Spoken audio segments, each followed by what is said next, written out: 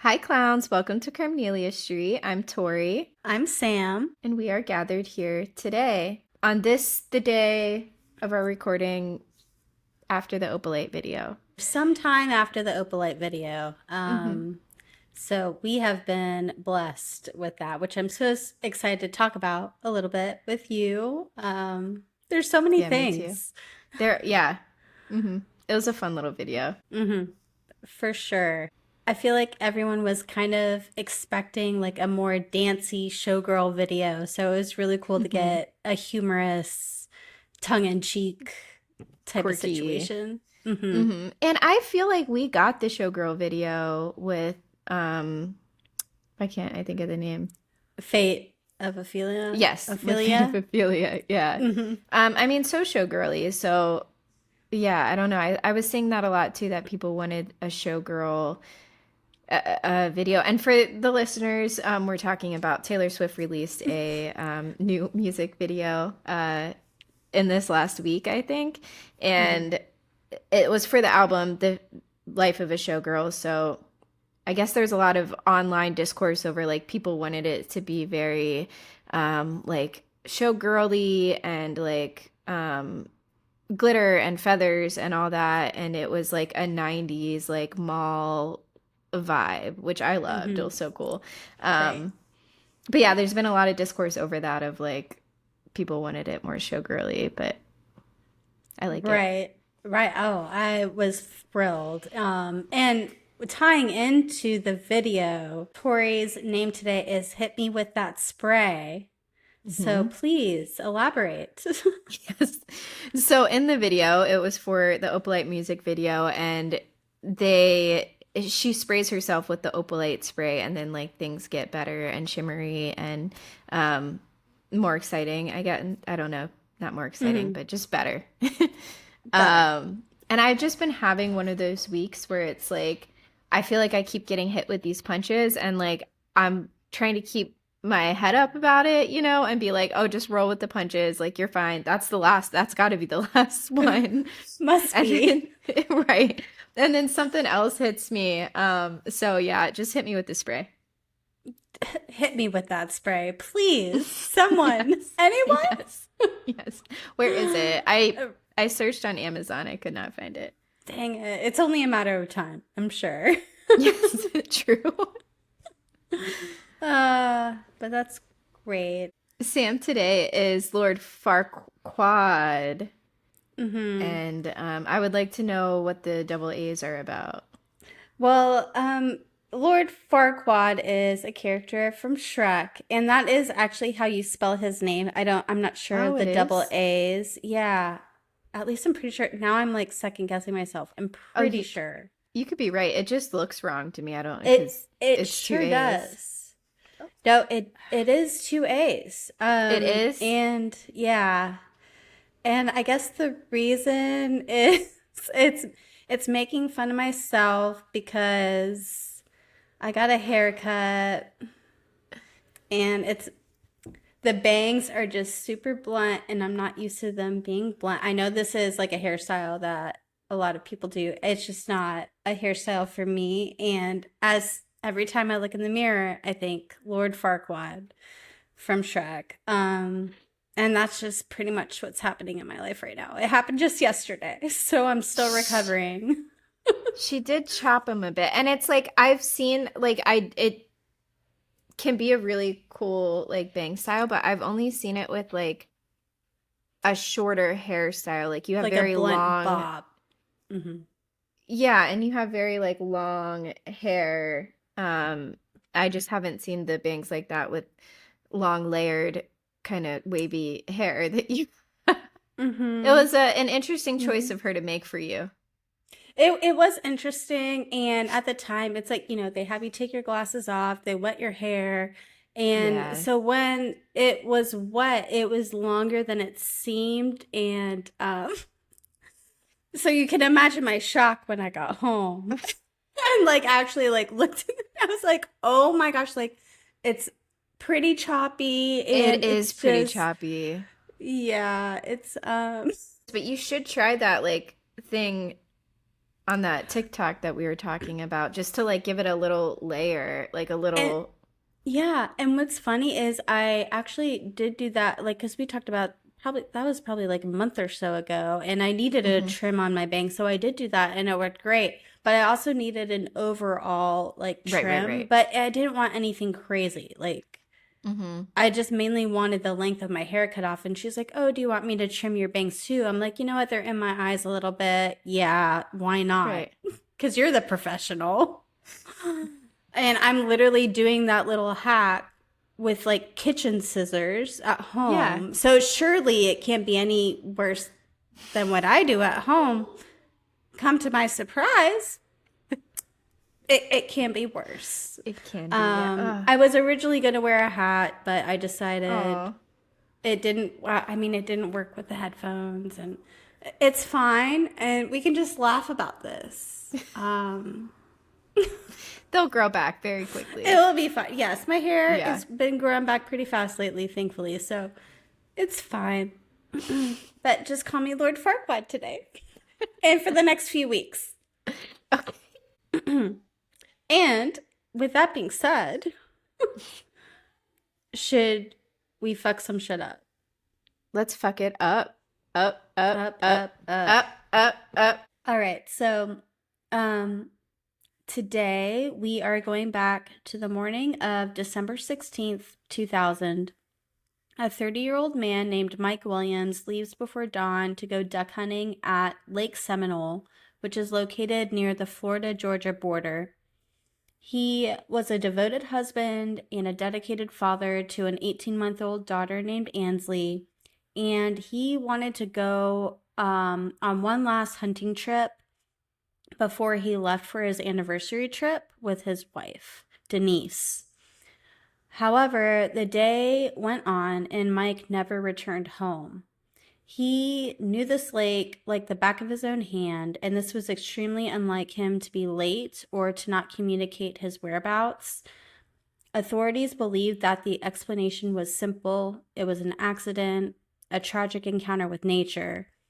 But Lake Seminole holds some deep, dark secrets, and yet sometimes the truth hides in plain sight. So, just to go back in the history a little bit, his full name was Jerry Michael Williams, but all of his friends called him Mike.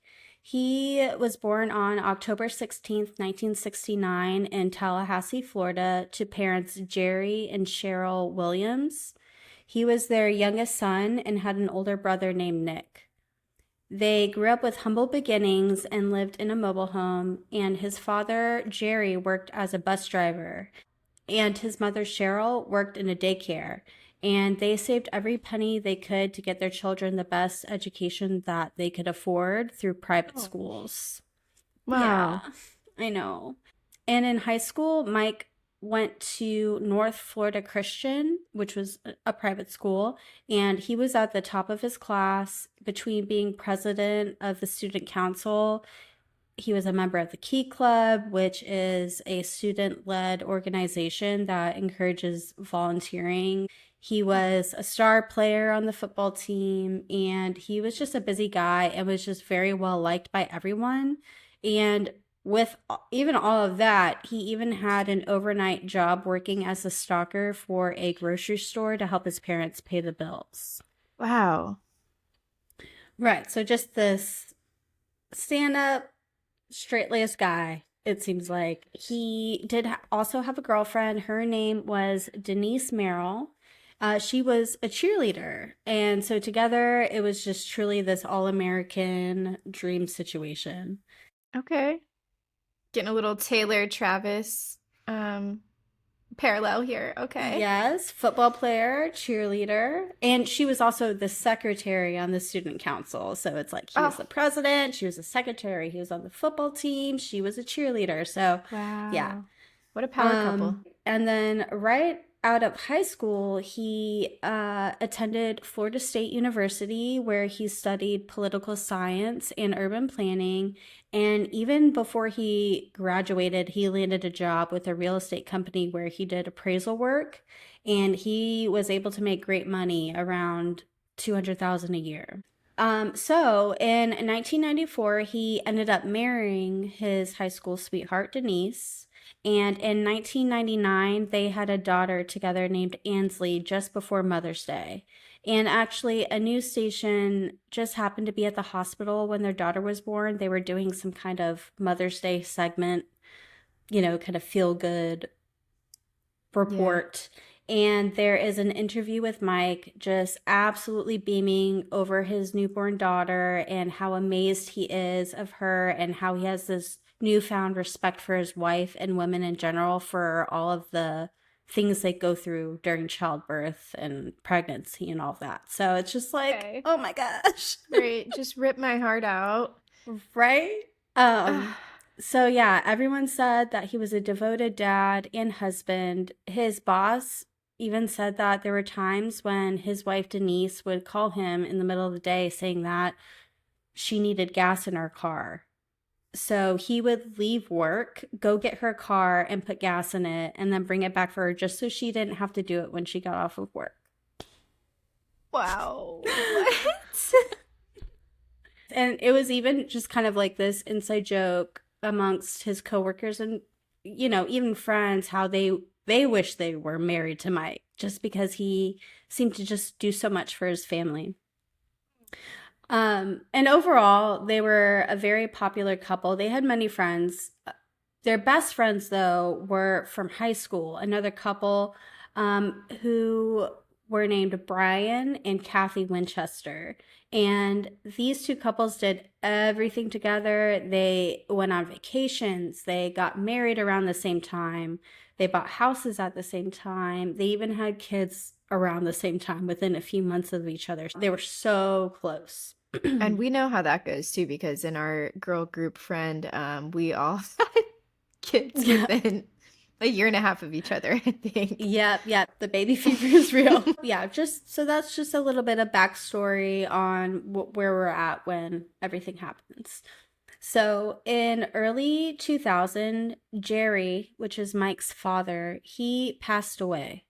And this was devastating for Mike and his family. And Mike decided to look into some different life insurance policies. He already had two separate policies, but after talking with his friend Brian Winchester, who was an insurance agent, he decided to take another life insurance policy out for $1 million dollars to ensure his family would be set if anything were to happen. And Mike knew that his hobbies could put him in some danger. He was an avid hunter, an avid fisherman, and just those kinds of things can cause issues sometimes. For sure, um, yeah. I mean, I work mhm. outdoors and yeah, I am concerned about wild hogs or panther, Yeah, bear, venomous snake. A little less concerned about snakes, but I mean, right. anything can happen, yeah. Exactly. And this is in Florida, your stomping ground. So you Right. know all about that. But yeah, so he knew this could put him into some dangerous situations, and he really wanted to cover his bases and make sure his family was set in case anything happened. Um, so time went on that year, and it is nearing Mike and Denise's wedding anniversary. And the couples had plans to celebrate and take a nice long vacation together. And they even announced to friends and family that they were planning to get pregnant again very soon. On Saturday, December the 16th, 2000, this is the morning before they leave for their anniversary vacation. And Mike wanted to go on just a solo duck hunting trip to Lake Seminole. And this is a place where he has hunted many times before. And he leaves before dawn. It's still definitely dark outside with his boat to the lake, and he is never heard from again.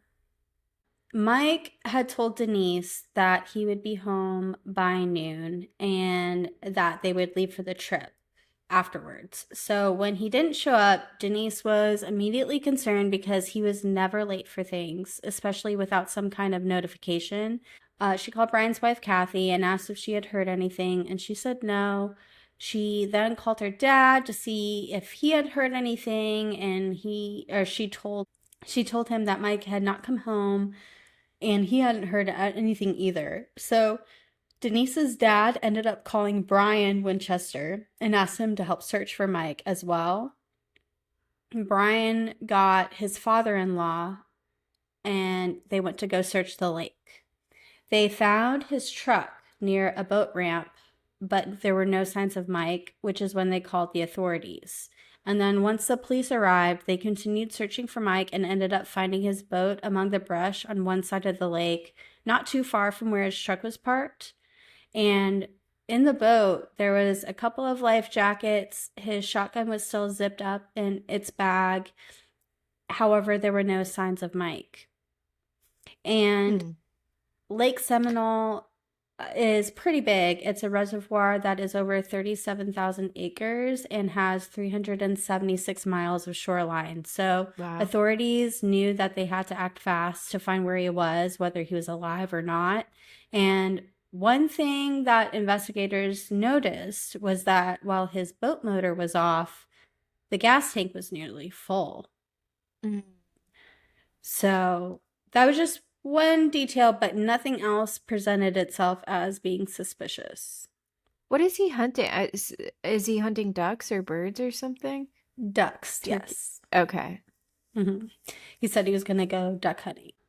Okay, so the Florida Wildlife Commission, along with law enforcement and Mike's friends and family, continued on with a pretty extensive search. And so drownings in Lake Seminole were not exactly uncommon. There had been over 70 drownings reported in the lake. The Wow. lake covered a lot of old orchards, and there were lots of tree stumps in the 8 to 10 foot water, and people would end up getting caught on the branches and the stumps and such while swimming. What a nightmare. I know, I know. This is another kind of maybe more spooky case I want to cover, but Lake Lanier in Georgia has a Oh, lot of mysterious I've heard that things. that one covered. Yeah. Yeah. Sinisterhood, I think, did an episode on that. Yeah, there's a very dark history with that lake, and it's like I've been swimming in that lake before, so I'm like, Oh. oh It god. always makes you like, I don't know, when you've had like a personal tie to it too, it's more interesting to look into it Yeah, for sure. right, right. So everyone was just trying to stay positive and hope that they would find him or just some clues as to what happened. And as the day went on, a winter storm actually started to move in, and the search had to be temporarily stopped as it was no longer safe for people to continue searching. Now their focus was kind of on finding a body just because be It had been a bit. it had been a bit, yes. Hmm. So And uh, they float after a couple days, I think. Bodies like they try to search before, but a lot of times they're like, we'll probably see a body mhm. resurface. It's funny that you mentioned that because my next notes were that the search had started to go on even for a few months, yet no body was found, which is strange because after time, bodies that will have drowned will rise to the surface due to gases being released from decomposition. And so Mike would often wear waders while he was hunting at this lake, and authorities said it was possible he went overboard somehow in his waders and was not able to get them off in time, and that's what caused them to drown as they fill up with water. I mean, those things are really heavy to begin with, and filling up with Yeah. water could cause you to sink to the bottom. But all these theories were just that, just nothing concrete was being found. Um, and during the searches, they even started to use helicopters, and one of the pilots noted a large amount of gators in the lake. So authorities started to fear that Mike had possibly been eaten as well, and this was the theory that they ultimately settled on. Wow. So in February, after 44 days of searching, an official statement was made by one of the search parties saying that with the information given, it appears that Mike had been dismembered by a gator and stored at a location which they had not been able to find. Guess that's something that gators do. They will store their prey, which I feel like you might have some insight into a couple of these things that I'll be mentioning, but I wasn't sure. Yeah, that I don't. That you said stored, and I'm like, excuse, like what? Like in the belly, Right. or they like they hide They it will like away? squirrel it away, yeah, for like later times. And this was the only theory that made sense as nobody was being Well, produced. And every single one of the other drowning victims in Lake Seminole had been recovered, but he had not been. So everyone started to accept this theory. Who knows? He wasn't in any kind of financial trouble, like none of that. It's just, okay. it is definitely, it is strange that they're like, he's drowned and just missing somewhere. And they like literally combed this lake like crazy. Um, Right. And that does happen a lot where like people can be in the water and you just can't find them. But it's just to say that that's definitely what happened. mhm. Like, did they interview people and try to like go a homicide route at all? I don't, I did not find any notes of that. It was just pretty That's much, strange. it was a search and rescue kind of mission from the start. Hmm. Yeah, that's, I don't know. Interesting. So, this theory about the gators was just widely accepted by everybody except for one person, and that's Cheryl, his mom. And we love Okay. Cheryl. Nice. Cheryl Okay. is a boss, and I applaud her for everything that she's about to do. Women in So, STEM. women in STEM. And we will circle back to Cheryl. Okay. Um, so, it's been 6 months after Mike has gone missing. A local fisherman at Lake Seminole, he found a pair of waders. And then 2 days later, because he knows that there's a person missing, so he's like, oh, I need to alert the authorities, which he does. So they begin searching that area, and then 2 days later, Mike's fishing jacket, his hunting license, and a flashlight were found at the same spot. Huh. Okay. Something was not sitting right with Cheryl.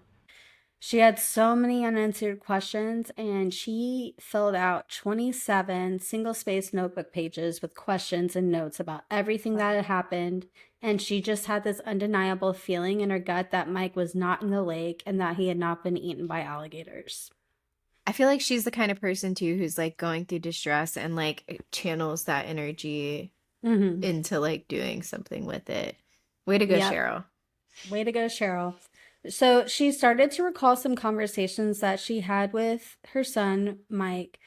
He had mentioned to her in passing at some point that gators do not eat and are not active when it is cold outside. In colder months like December, alligators will enter a state of cold induced dormancy called brumation, which is kind of like hibernation but for reptiles.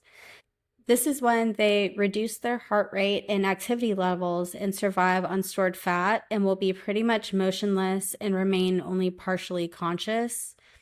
So the day and night that Mike went missing was super cold for the area. It was 20 degrees. Hmm. And so this was a major red flag for Cheryl. She even contacted a wildlife expert in Florida and showed him the police reports.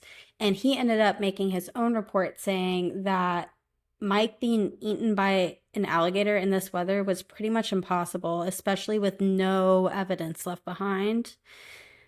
Right. And she also knew that her son really prioritized safety. And there is one rule about waders, apparently, is that you never put them on in the boat or before you get to your final destination, because if something were to happen and you go overboard, they would fill up with water and weigh you down and you would probably drown. And if you do put them on, you put a life vest on as well. I was actually just talking to an ecologist this week about that. Wow, Because yeah. I'm an ecologist too, and we were talking about like wearing waders and like I was doing some wetland work where I'd fallen like under my over my head in water. Oh my Um, gosh. yeah, but I didn't have waders on. But we were talking about that, and yeah, you always wear a life vest if that's a possibility. If it's a possibility that you're going to be like below the knee, you should have a vest on Hmm. above the So knee. Yeah, that's super interesting that you mentioned that. So it's like it seems like if you are in a position where you are purchasing waiters or you have waiters on your person, you probably know some safety things about that. I Especially if mean, my he's safety conscious. Yeah. exactly. And he had talked about it before and all of Right. that. So, Mm-hmm. yeah, that's even more like evidence. Mm-hmm. And then when Mike's belongings were found, she had even more questions because the waders did not appear to be left underwater for a long time. And as you mentioned, there were no bite marks on them. You would think that they would be kind of slimy with like algae and such as well. For sure. Um, yeah, and his license, his hunting license still had his signature on it, which is very legible. Yeah. And you would think it would maybe fade at 6 months later. Um, so it's Yeah, just that's something.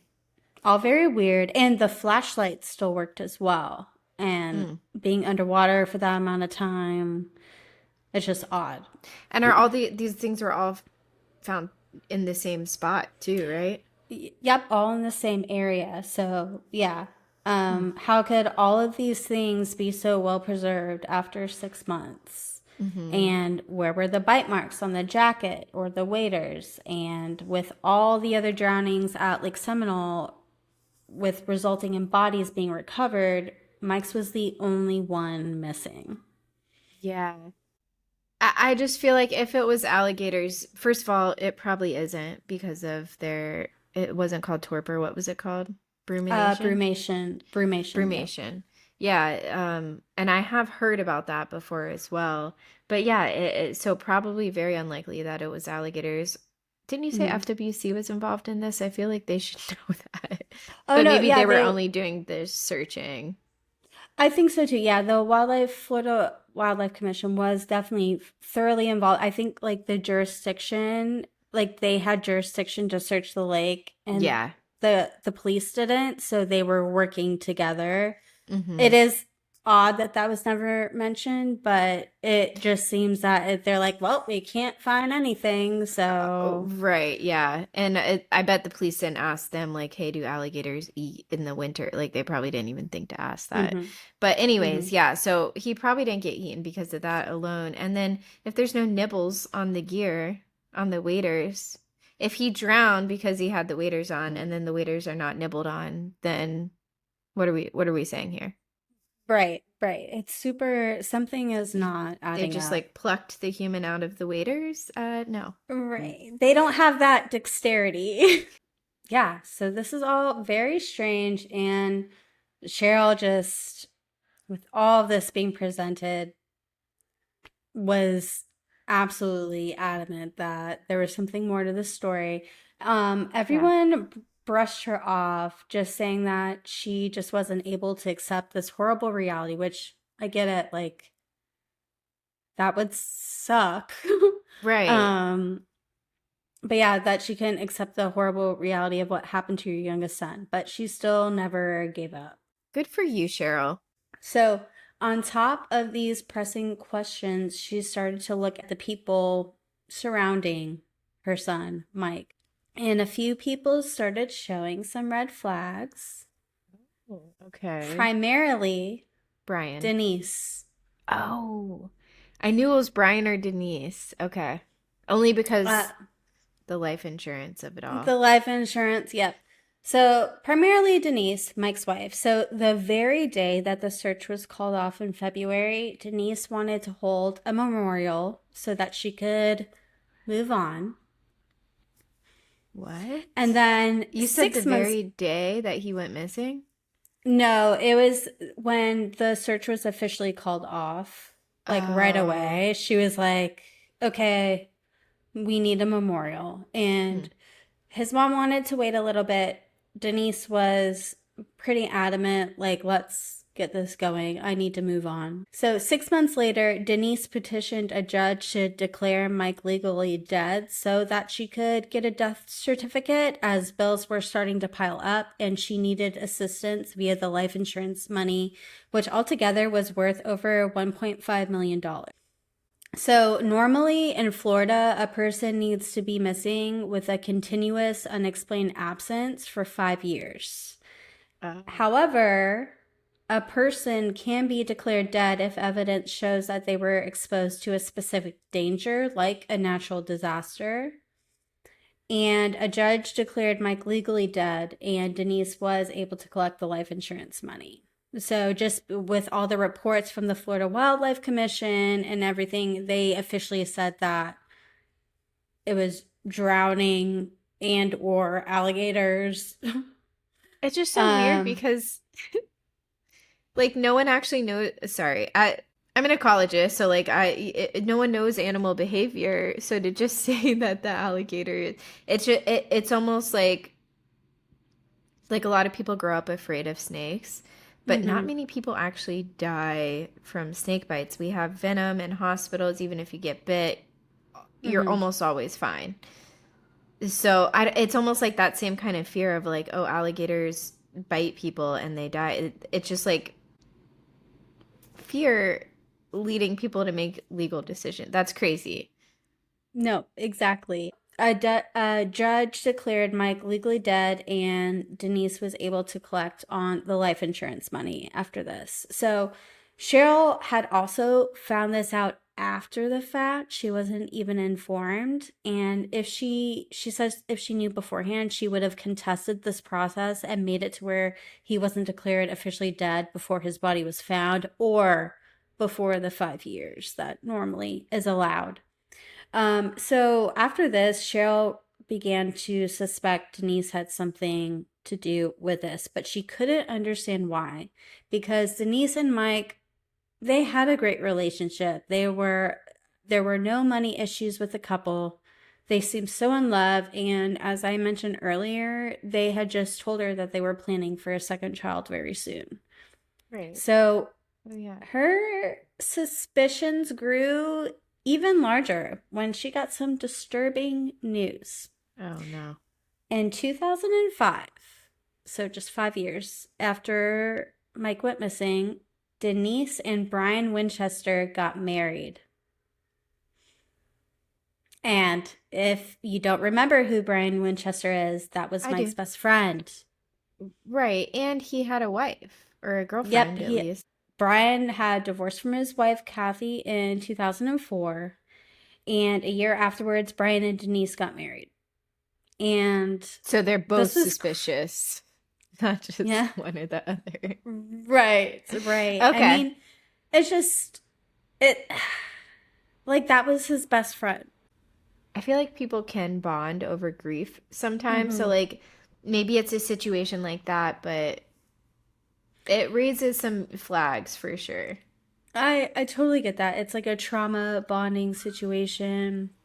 They were already all friends beforehand. And so it isn't totally out of the realm.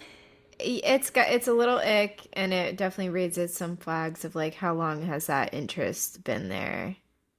Exactly. So Brian, he divorced from his wife Kathy in 2004, and then Brian and Denise were married. And also remember that Brian is the one who sold Mike his last life insurance policy. Yeah.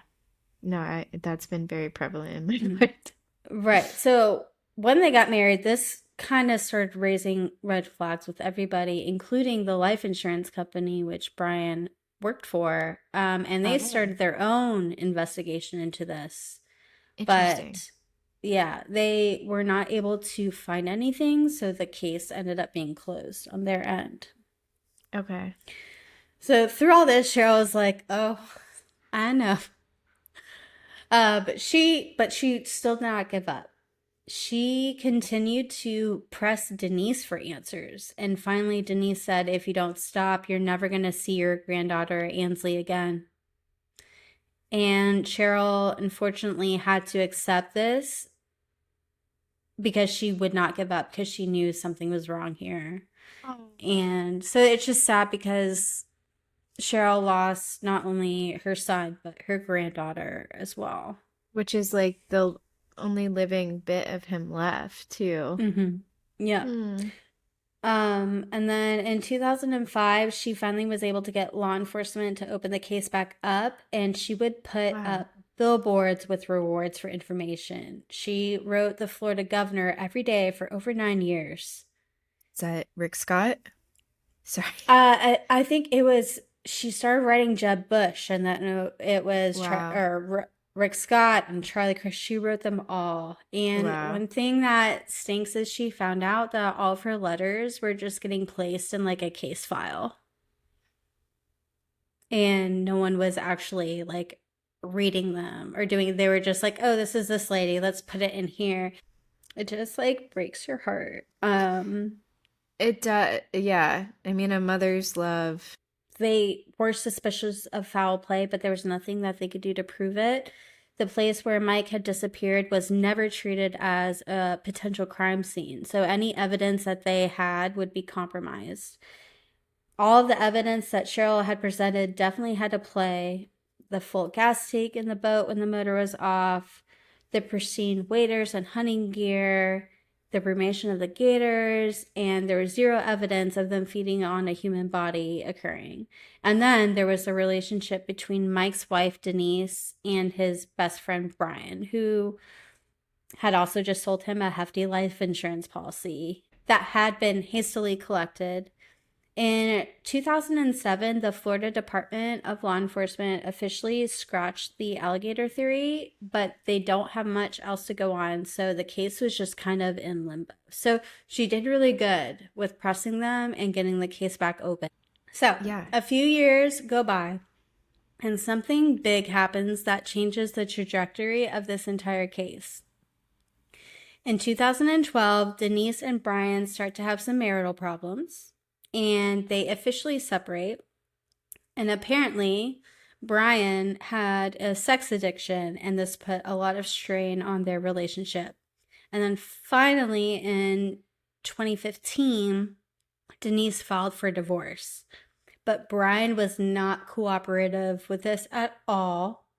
And there was a judge, like a judge had to order him to comply. The couple, just with the divorce proceedings and such, needed to get an appraisal on their home, which, by the way, was technically Mike's home that he had bought for his family, that they were all Okay. just living in now Right.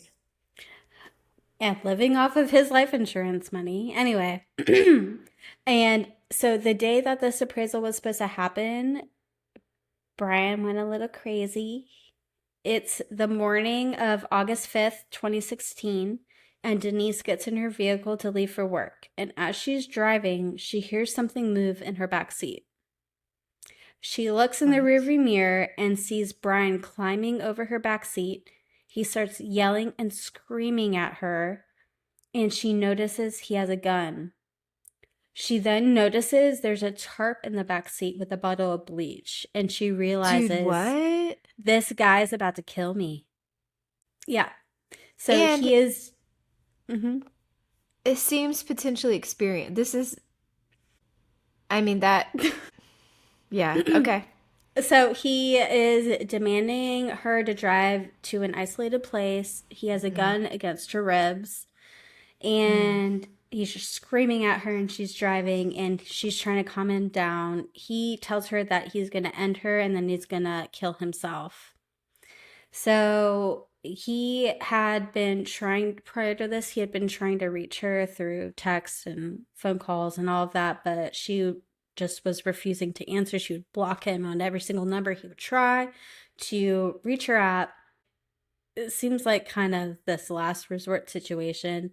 Um, she ends up convincing him and calms him down to let her drive to their local CVS. And so she parks there and they talk it over, and she does end up calming him down. This ends up saving her life, and they are somewhat to talk it out, kind of. They're at CVS. They're at CVS. She and like his truck is, it's like a smaller town. His truck is parked nearby. She's like, please, let's talk about this. It'll be fine. Don't worry. And she calms him down enough to where he gets out of the vehicle and goes to his own car. Okay. So she also promises him, she's like, I'm not going to go to the police. Don't worry. I hope This will she be fine. does. Of instantly. course, yeah, immediately after she goes straight to the police. Amazing. Good. And she goes straight there where she makes the report, and Brian is then promptly arrested and charged with kidnapping and aggravated assault. And Denise gave a statement at his hearing and asked that he got life in prison because she feared for her life and her daughter's life. Yeah. So Brian pleaded guilty and was sentenced to 20 years in prison on December 17th, 2017. People were confused because originally life in prison was on the line, but it came out that the police had another plan in mind. Police had still suspected that Brian and Denise had something to do with Mike Williams' disappearance, so they came to him with a plea deal. They told Interesting. Brian that he would have full immunity for any past crimes. He just had to come clean and bring us some evidence about Denise. And he did. So He, he has immunity if he had a part in that, if he brings some evidence about Denise after he almost killed Denise. yeah, so police were suspecting Denise for a very long time. Yeah. In her interrogation, like after this happened, when she came to police about what Brian had just done, they're like, why would he feel the need to do this? Like, why would he feel like he Oh, needs to I silence was you? thinking that too. Right. Like why is it life or death if you guys separate? Exactly. And Like there's what that whole like double, like you can't testify against your own spouse and all of that thing, you know. Yeah, but still though, something feels really wrong about him getting immunity when he almost killed her Hmm. just because he gives her away. Like he's immune, like he doesn't have to do time. Was he not a part of it? I guess I'm feeling like maybe I should let you just tell the story, but I guess I'm feeling like he was also kind of in cahoots with her on the whole Mike thing, and then Right, he's right. getting away with it. Well, Okay. that's a part that is a bit frustrating about this case. So he came clean about everything. He started by saying that him and Denise had started their affair years before Mike went missing. Oh, It good Lord. started in 1997. This was 2 years before they had kids. And that Oh, they were on and off since high school. They had always flirted with each other, but nothing serious happened until one night the two couples met up at a concert. And Mike had dropped Denise off so that he could park the car. And Kathy happened to be driving that night and dropped Brian off as well. So it was Brian and Denise together at this concert while they waited for their spouses to come back from parking the cars. And something happened, and that's when they first kissed, and it just snowballed from there. yeah. And Denise was apparently very unhappy in their marriage, and Brian was unhappy in his, and they wanted to be together, but they weren't sure how to make that happen. And Denise, this is such a common thread, and it makes me so mad. Denise absolutely refused to get divorced because it was against her religious beliefs. Like, I feel like there's at least a few other cases that we've covered where this Mhm, comes into play. And mhm, it's mhm. so, So, so murder? right. So, like, take another human life and face the consequences for that, risk the Mm-hmm. consequences for that instead of, like, the math just doesn't even math there. You can't even go It's math your way out of not. that.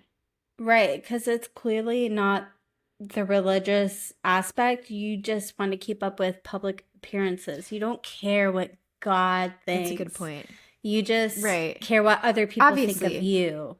because God would know. Right. And it just is so frustrating. Like the cognitive dissonance in this whole thing, how they justify it, how it's okay now. I don't know. It's just so strange to me. It's And bizarre. I don't get it. I don't get it. Yeah. And Can someone, it does pop up a lot. Yeah, like listeners, like, would you rather commit murder or get a divorce? Let us know. And if it's murder, then we don't want to know you. Actually, yeah. Yeah, let us know in the chat, please. Like a divorce sucks, but like even if you're a super selfish person who doesn't give a shit about anyone else, if you do the math, the mhm. risk of like doing time for that thing, you have to be so egotistical or narcissistic to think that you're going to get away with it Mhm. and you're not going to have any consequences for it. That's the only thing I can like think of that would drive someone to make that decision, because otherwise it's like even if you don't give a shit about anyone else and you're thinking about your own all you're thinking about is yourself, like the consequences for that is still worse Worse. to murder Mhm. someone than to get a divorce. It is so strange. She also didn't want to have to split the custody of their daughter. That's what she expressed. So Um, yeah, she wanted the it's like daughter all just to not herself. that really upsets me because you're not even thinking of your daughter first. Right. If your daughter has a good dad and you affect that. And he truly, like, of course, we don't know what went on behind closed doors, but I'm sure if there was any, like, abuse involved, Denise would have said so. She never said anything True. about that. Yeah. And by all things that we can see, he loved being a dad and he loved his life and he was literally being the best that he could. Yeah. So before long, Denise and Brian began to talk about how they could actually be together without divorce, and that really narrowed their options. Brian claimed that they discussed a couple of ideas, including staging a boating accident in the Gulf that would kill both Mike and Kathy. Oh, the Gulf of Mexico. Mm-hmm. That one. Yeah, Okay. he was saying, he was like, maybe it's like we'll take the boat out and we'll shove Like them all four out of without them. anything, and then they'll, like, he said that Denise and him would go to like a buoy and hang on to the buoy and let the boat go. That way it would seem like it was this tragic accident. But they ended up not wanting to do that because Brian didn't want to kill the mother of his child. What a I crazy mean, thought. right? um, they also discussed staging a burglary at Mike's work because he would often stay late. Like he would come home in time for dinner and to put Ansley to bed and make sure she's asleep, and then he would often go back to work late at night to finish some things up. So they're saying, oh, we could do this and stage a burglary, but they decided against it because that would prompt an investigation. So they did settle on some kind of boating incident, and it's almost as if they were trying to minimize the actual murder part of it because Brian was saying he just wanted to somehow get Mike in the water and him be stranded, and that way God could decide on what to do and whether he would survive or not. Wow. I'm sorry, like, what? And then like what happened? What if he does survive too? Like you have Exactly. This was the plan that they went with. There were a couple of false starts where Brian said that Denise would, like, Brian and Mike would be leaving for the hunting trip and then, or like about to leave, and then Denise would be all for it, and then she would get cold feet at the last moment and tell, like, Mike, hey, I don't want you to go. We need to do something, so Okay. Brian's like, oh my gosh. But they Yeah. finally made a concrete plan for it to happen in December. And this was for a couple of reasons. One being that the first life insurance policy, which was for $400,000 that Mike had gotten years before, was about to lapse. And two, Denise and Mike had not had sex since their daughter was born, and they were about to go on this anniversary trip. And Mike maybe thought it was because, due to being like parents, and they were both working full time, that they didn't have time or energy to be intimate. And he expressed to Denise how much he was looking forward to spending time with just him and her, just so that they could reconnect and like get back to their relationship. Wow. But Yeah. Denise really did not want to have sex with him ever again. So they came up with this one last plan to make sure that all of their bases were covered. Brian took his wife, Kathy, out to a concert the night before and made sure that she would get super drunk. That way she was hungover in the morning and there would be no way that she would wake up early. Brian and Mike made plans to go hunting in the morning where they would meet up before dawn. Brian had told Mike that his phone was messed up, so he was just going to leave it at home so that way Mike wouldn't call Brian in the morning. And Brian also made plans with his father-in-law later in the morning to go fishing as well. So he was like covering everything. Yeah. Wow. So he left the house that morning, and the plan was for them to meet up at a gas station near Lake Seminole and follow each other to the boat ramp because Brian told Mike that he had this new secret spot that he found where they could go hunting. Oh He my made sure to God. tell Mike to bring his waders as well, and they followed each other to the lake and began their trip and launched the boat. And the next part I'm going to play is the clip of Brian confessing exactly what happened. And I just wanted to play it because there's no way that I can like describe it. Okay. Oh my gosh. The overpass I don't think was there at that point, but meet him up at a gas station up near the McDonald's up there. And I met him there. I had told him that we were going to go to a secret special spot to go hunting, and that he needed to bring his waders. I had to make sure that he brought his waders because the belief was there was kind of like there still is probably like a duck hunter's myth that if you fall overboard with your waders, you're going to sink really quick and drown. So I had to make sure that he brought his waders. And so I told him about this, great spot that we were going to go, and he needed to bring his waders. So I met him at the gas station, and I told him when he drove up, I was real paranoid about phones and him calling me and there being a record of him calling me. So I told him that my battery was dead on my phone, that there was no reason for him to call me as we were driving over to the lake, because normally we would have called and talked to each other on the phone or even ridden together. I don't even remember how or why I told him that I needed to use my vehicle instead of just going in his, but somehow I came up with some reason to do that. Right there real quick. You said that you called him and tried to get him to make sure he was going to get the waders. When did you call him and talk about that? I don't remember specifically. We talked several times. Mike and I talked every day ourselves. So we talked about hunting all the time, and we talked about this trip several times prior to it happening. Okay. So I followed him over to the lake. He had his boat behind his Bronco, and I followed him in my white Suburban, What lake? Lake Seminole, which is about 50 minutes away. And I told him what landing we needed to go to, and so we pulled into the landing and launched the boat. And I said something.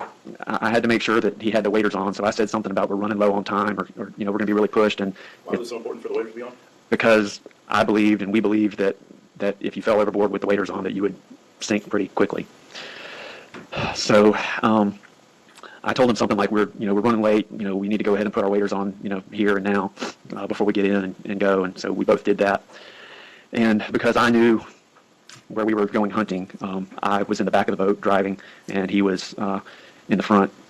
What kind of boat? What kind of boat are we talking about? Talking about like a large airboat, or what are we talking about? It was what's called a canoe. It's basically a canoe that has a flat back that you can put a small motor on the back of it.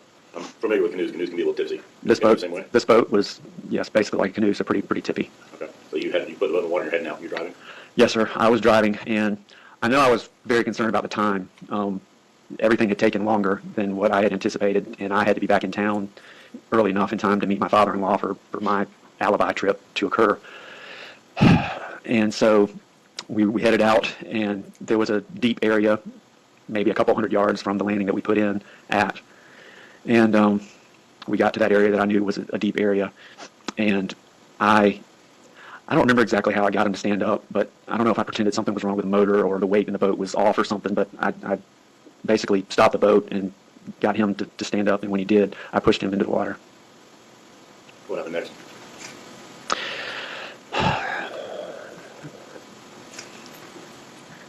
So he was in the water, and he was like struggling, and the motor of the boat was still running, and I pulled off just a little bit to get kind of away from him so that he couldn't reach back into the boat. And I didn't know it at the time. I didn't know if he was trying to swim, or I didn't know what was going on, but what I came to find out or eventually realized was he was taking the waders and the jacket off. And he got those off, and I think I forgot to tell you about this part before, but I remember now that that area of the lake had a lot of snags, a lot of dead trees that come up out of the water, and there's a lot of stumps that come up out of the water. And he swam over one of those stumps and held on to it. And he was panicking, and I was panicking, and none of this was like going well. I thought it was going to go, and I didn't know what to do. But he started to yell, and I didn't know how to get out of that situation. And so I had my gun in the boat, and so I loaded my gun, and I made 1 or 2 circles around, and I ended up circling closer towards him, and he was in the water, and as I passed by, I shot him Where did you shoot him? in the head. What happened next? But when I heard that, I was like, bro, this is crazy. And just to picture your best friend That's struggling for like, his life, and he made it out, and he was holding onto a tree stump. I can't even, like, I literally just can't wrap my head around it because the way I love my best friends is it's so deep. I would be in the water pulling them out. Like, I just can't, I don't understand how I couldn't do that to someone I hate. A crazy, and I know that's like, he's probably like, if I pull him out of the water, then where do we go from there? But it's like, he was still alive. And that's like, it's like my best friends. I've known my best friends since you're one of them, since just after high school or high school. And we're all so tight. And like the love we have for another it's crazy. Right. That's your best friend. It's crazy. It's crazy. Yeah, just hearing that confession, like, it just, the way he describes it and everything it was gut wrenching. It is. Oh my gosh. I'm glad to be best friends with people who will never do that. Yes. Same. Oh my I God. promise never to do that to you. Pinky promise. Oh, pinky Wow. promise. Mhm. Oh, yeah. I swear hated myself that. to you. But so he goes on to say how it was still very dark outside. So when he shot him, he closed his eyes because he thought the flash might illuminate Mike's face and he couldn't bear to see it. Convenient. So afterwards, Brian, he had to go get his body back into the boat, and he went back to the ramp. He manages to load the body up, which also I'm wondering there has to be trails of blood here. I don't know. Right. You Um, would think and that's what goes back to like, it's crazy that there wasn't any interviews or like a look into, like, if you don't know that it's homicide or not, I feel like you should check every angle. right. You would think. But they weren't investigating for that, so they wouldn't have found that unless they just like stumbled on it. Right. I guess, like, and also, like, if they were using Mike's boat and he pulled it back into the boat, there would probably be some blood in the boat. True. Yeah. I mean, he might have cleaned it, Unless there was but a like, tarp. Yeah, which they don't, true. I haven't found any notes on that. So Mm-hmm. who knows? But we do get some more insight into what happened afterwards. So afterwards, Brian got Mike's body back into the boat and he goes back to the ramp. He loads the body up into the back of his truck and he starts to drive home. He parks and crawls back into bed where Kathy is still sleeping, and he acts like he overslept when he calls his father-in-law to say he won't make it to their own fishing excursion that he planned as an alibi. However, he still has the body in the back of his trunk. So he ends up saying that he made the excuse to Kathy that he just needed to run a few errands.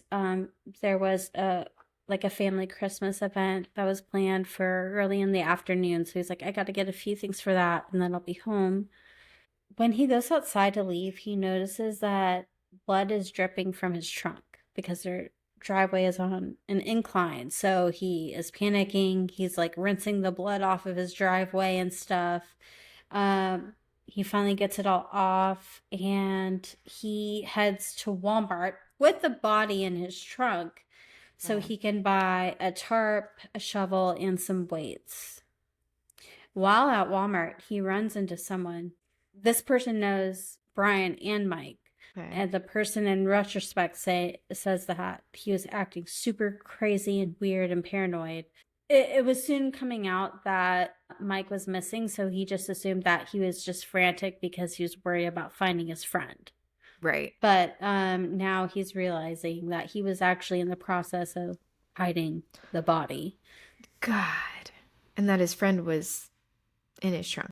Brian ends up driving to a nearby body of water called Lake Carr. He strategically went there because Is he it knows that Carr?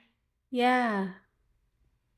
That's It is. okay. So the Cars are like an environmental, well, they're a family of like environmentalists in Florida who have just really left their name on like all these like really great people. We work with some of the cars, but anyway, sorry. So Wow. I'm sure Lake Carr, Carr, was named after them.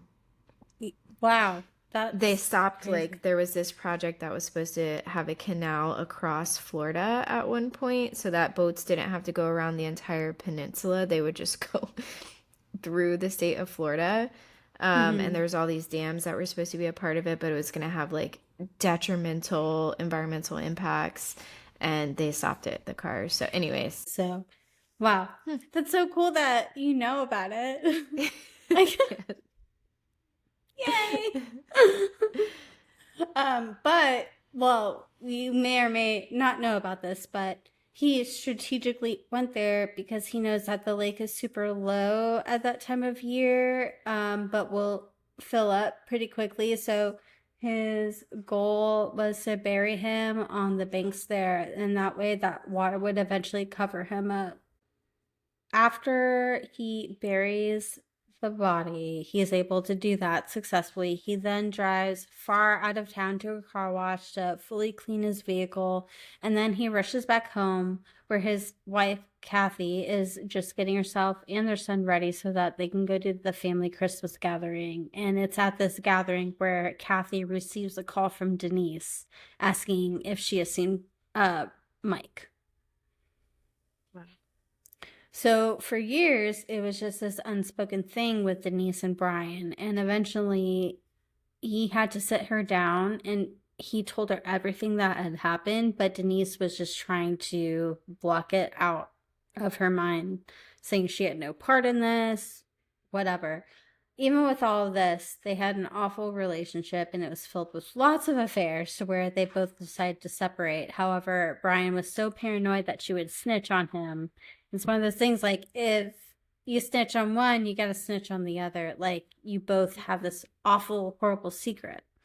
So it all came to a head when he decided to try and kidnap Denise and then kill her and kill himself as well. But then Denise talked him out of it, saying, "It's okay, we'll figure it out." Yeah. Wow. So, with the plea deal that was arranged between Brian and the police, he will never do time for the murder of Mike Williams. He did lead the police to Mike's body, which was still in the same clothes, and he still had his wedding ring on and was surprisingly well preserved. The water did exactly what Brian wanted it to do. It covered it up so well that police had to bring in backhoes and cadaver dogs to locate the body. Autopsy reports state that he was indeed a victim of homicide. 5 months after the body was found, Denise was arrested when she arrived to her daughter Ansley's 19th birthday party, and she was charged with first-degree murder, conspiracy to commit murder, and accessory to murder. Brian testified against Denise at her trial, and she was sentenced to life in prison for the murder, and Denise still denies any wrongdoing to this day. Their daughter Ansley believes that her mother had nothing to do with it as well, and both Brian and Denise still remain in jail. Later, Assistant State Attorney John Fuchs said in a court hearing, Cheryl Williams was right for over 17 years that it was not a disappearance, that Mike Williams was not eaten by an alligator, and during those 17 years, Cheryl Williams stood on street corners with signs imploring police to solve the case, and she wrote more than 200 letters to the governor. I'm glad that his case was solved because literally, I mean, this is 2017. That's like, Right. that's not even that long ago. It's almost But 10 it's, years ago. What, 17 years after it happened, right? Right. So it's really nice that Cheryl got that closure. And she fought to the end, dude. So that was my Wow. story for today. But okay, happy stuff. So, wow.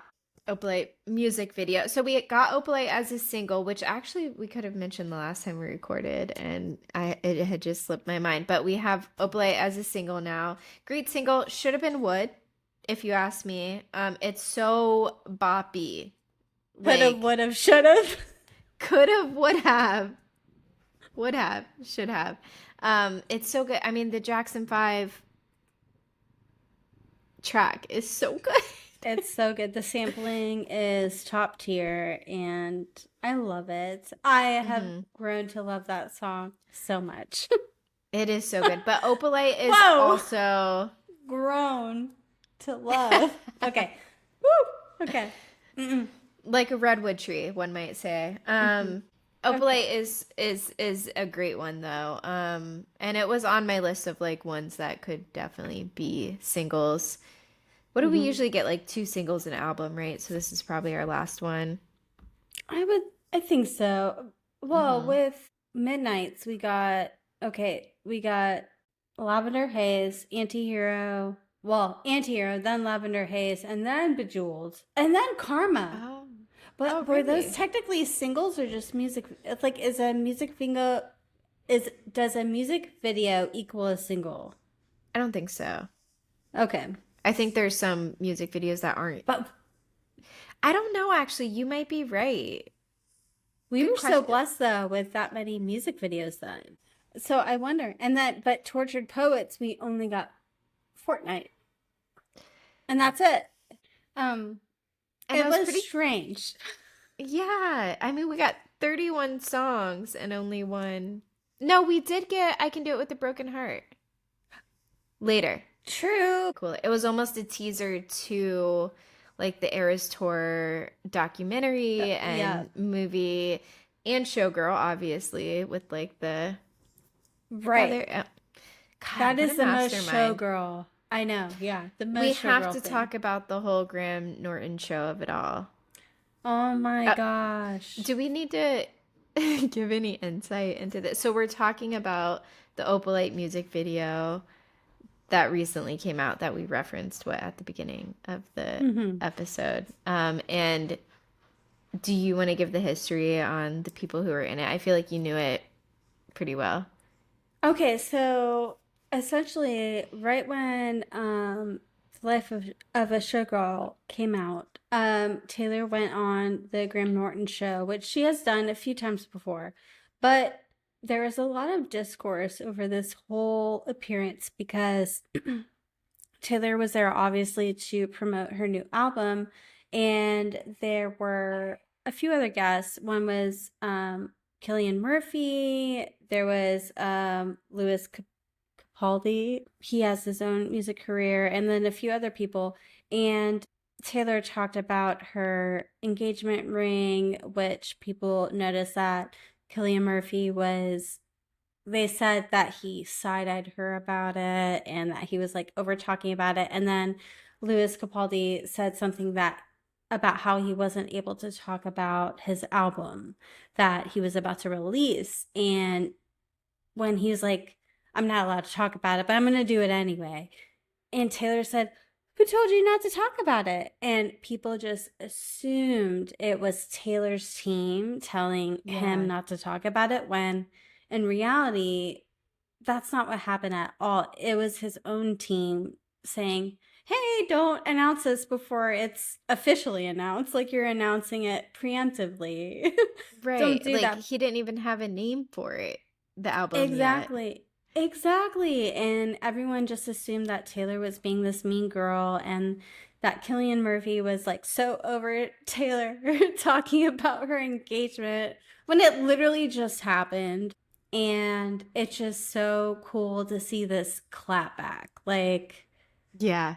So the clapback is that all of the people who are on the Graham Norton show, was Louis Capaldi in it?